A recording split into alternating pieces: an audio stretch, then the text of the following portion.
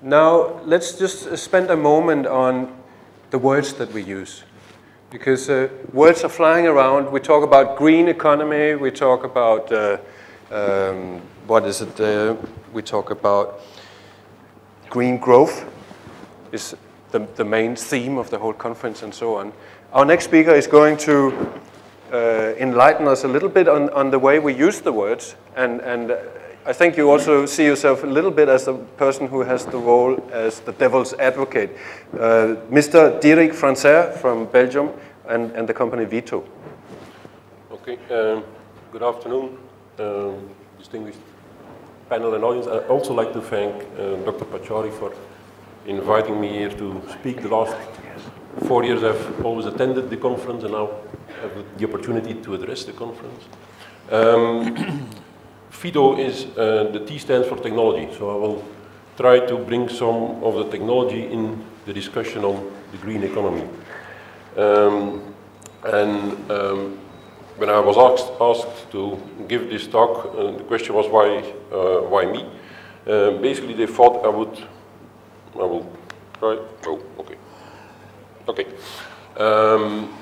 VITO is in Belgium, part of Western Europe, and it's linked to some of the rewards or appreciations, for instance, to Germany, to Denmark, in coming up as sort of champion of the green economy, and I want to discuss that a little bit. If you look at the present state, and in so far I'm with Lisa.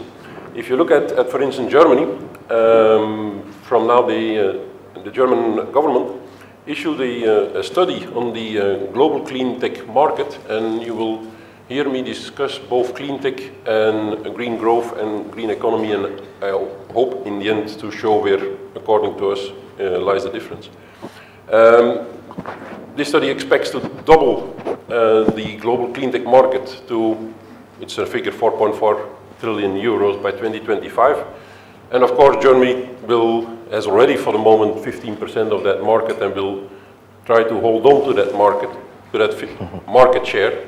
And in so doing, they expect, as you already heard, to employ 1.4 million workers in that economy. Now, this is Germany. If you look at another nice country, South Korea, they did a similar study, came to the similar results, and they said they also want about 15% of the world share of that global clean tech market by 2030. And as we all know, the Chinese will probably take half of that market, so that will leave little percentage for the rest. So it's not a question of the percentage as such, but it is clear that for the moment in Western Europe, and I will come to that, there is a perception, not just a perception, and you will see it also from two studies which I'm going to show you, that the green growth, that the clean tech is here with us, and that there are gigantic industrial opportunities, and I will come to that.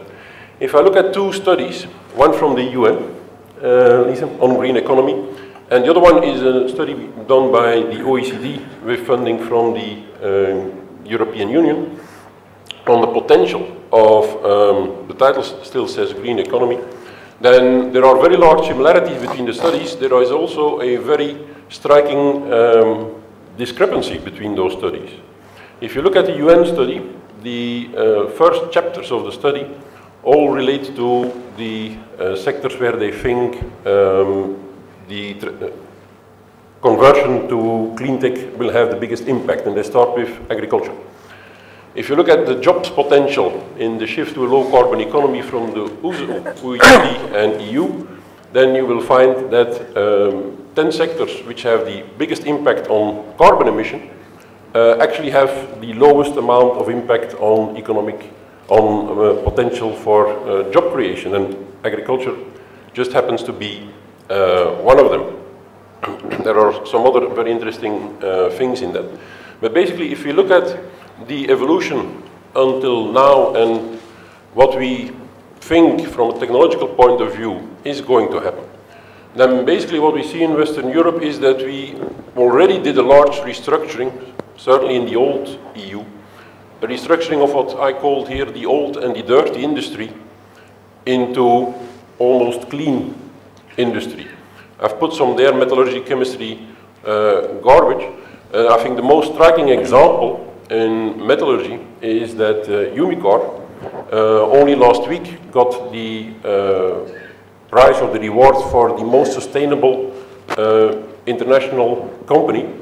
And Umicore, almost a century ago, was one of the most polluting companies in the world. Actually, you should know them. They provided 80% of the uranium of the two first US atomic bombs on Hiroshima and Nagasaki. They have polluted vast areas in Belgium, and they completely shifted their business plan. The soil was polluted with arsenic, with lead, with zinc. They completely changed their business plan.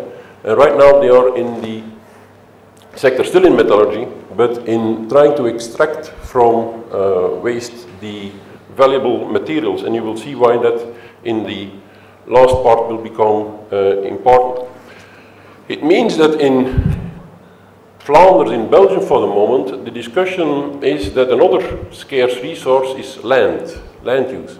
And where we used to put industry outside the cities because they were polluting, and as a consequence you had a lot of traffic from your home to your work, we are now discussing to put actually the industry back into the city or move the habitats out to the industry. So this is what we already did. What we are doing right now is what I've called here the new cleantech. One of them is renewable energy. And for a large part, I think, I'm not saying it is solved, but we are on pathways to solve it. In the sense that, for instance, last month we provided a study to come to 100% sustainable energy in Belgium by 2050.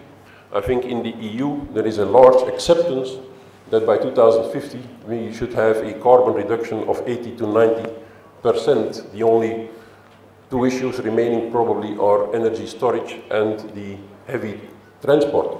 And that brings me to the last sentence where we see the big opportunities. And that was the issue which was brought up this morning by someone from BMW. Where is the fun in the whole stuff? But also the challenge. And that's why I'm glad that this DSDS conference is about resource efficiency. We are now anticipating the next big thing after the carbon. That is resource efficiency, that is the scarcity of minerals. To have this whole economy growing and to have this whole economy turning. I will skip the analysis because I've got 5 minutes. This is the part. And I said I was going to refer to last year's conference where the president of the Asian Development Bank actually said that green economy, as Lisa said, it also means social aspects. And all the things I've been discussing, which was discussed this morning, except at a certain moment by Dr. Friedman, is that it is still the old industry, only with new topics. And the new topics are sustainable chemistry and sustainable materials use, but it's still the old industry.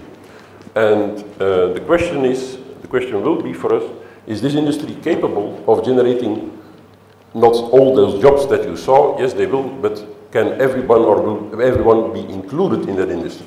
And that will be the question. So speaking of how the words that we use, are you saying that Terry, organizing this conference, should stop talking about green growth and rather speak about green economy? Is that your message? No, what I'm saying is that the green economy is more than green growth. And what for the moment is on the table is industry which is shifting to clean tech. By the middle of the century, end of the century, everything will be clean tech. But will at that time also everyone have a job and will everyone be inclusive? That's another issue, and that is not guaranteed by sticking to the same economy as we are having today. We can come back to this. Let's move to the Philippines.